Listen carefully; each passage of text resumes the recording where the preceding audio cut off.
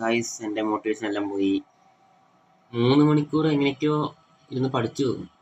കാരണം സ്ട്രീക്ക് കളയാൻ പാടില്ലല്ലോ പറഞ്ഞിട്ട്.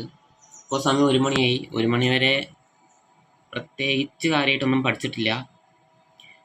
ഇനിയുള്ള സമയം എന്തായാലും നമ്മൾ വിട്ടുകൊടുക്കില്ല. അപ്ലൈ ചെയ്തിട്ടില്ല. പോകുന്ന സമയമൊക്കെ സൈറ്റ് ബ്ലോക്കാണ്.